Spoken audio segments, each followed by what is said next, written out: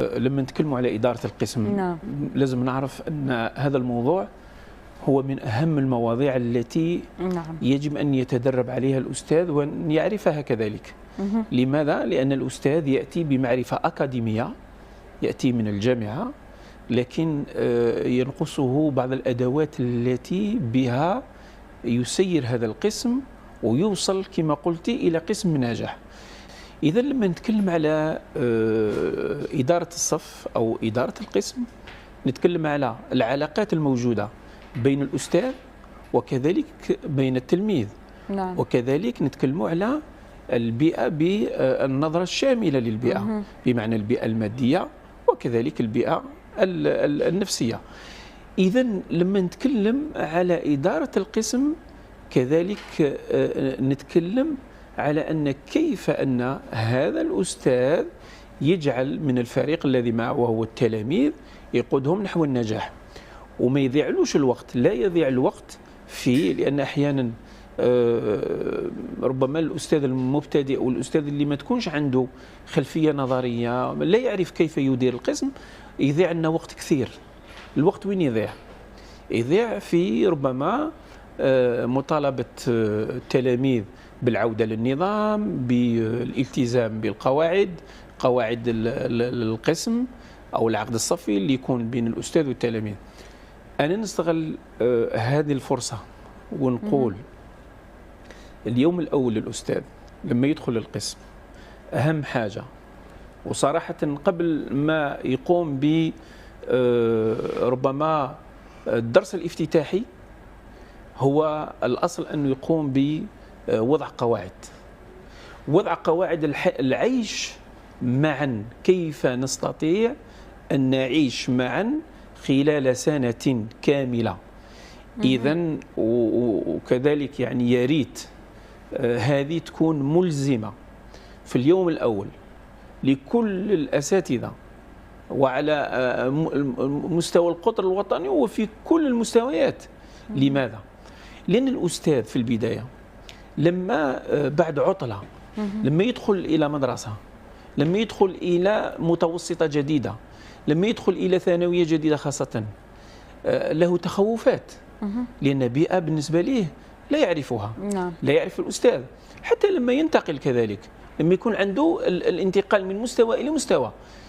إذا مهم جدا أن اليوم الأول نعطي له تلك الثقة ونخليه هو مع الأستاذ يضبط ما هي القواعد التي يجب أن نضعها مع بعض. هذه القواعد لما يوضعها التلاميذ نلتزم بها جميعا، بمعنى أن الأستاذ لما يضبط هذه القواعد من خلال النقاش وتكون على شكل النظام الذي يسير عليه هذا القسم. إذن أول نقطة هو وضع القواعد في اليوم الأول. اليوم الأول هو كي تصل هذه الرسالة من التلميذ للأستاذ وليس العكس. صحيح. الأستاذ عليه فقط أنه يضبطها ويوضعها على شكل دستور القسم ونظام القسم وقانون القسم. ولماذا؟ لأن تعرفي لو كان ما انضبطش هذه القواعد يوجد الأستاذ نفسه أحيانا حتى يضبط النظام يرفع الصوت، يولي الصراخ يعني، وهذا موجود. كذلك حتى يضبط النظام لما ما يوضحش القواعد يسرع بين التلاميذ، لأن التلميذ لما نعاقبوه الأصل أنه يعرف لماذا عوقب هذا التلميذ. لكن هذه نسموها التوقعات، بمعنى أننا نضبط مع التلاميذ إذا وقعت أخطاء إذا ما هي العقوبات التي تترتب على هذه الأخطاء. أن التلميذ من الأول يعرف إذا قام بفوضى داخل القسم، قام بأصوات غير لائقة مزعجة، أنه يعرف ما هي العقوبة لأنها ضبطت في اليوم الأول. وكذلك هذا التلميذ مثلا إذا قام بعدم القيام بواجباته، إذا طلب منه القيام بأي عمل، بمشروع ما، بعمل منزلي، واجب منزلي، يعرف كذلك ما الذي يترتب عنه.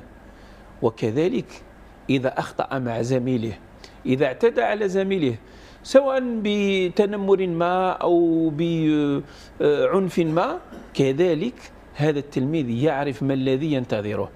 تعرفين لما نوضع هذه التوقعات مع كل التلاميذ وفي كل المستويات، ماذا يحدث الآن؟ ونكون كذلك أنا كأستاذ نكون عادل مع التلاميذ.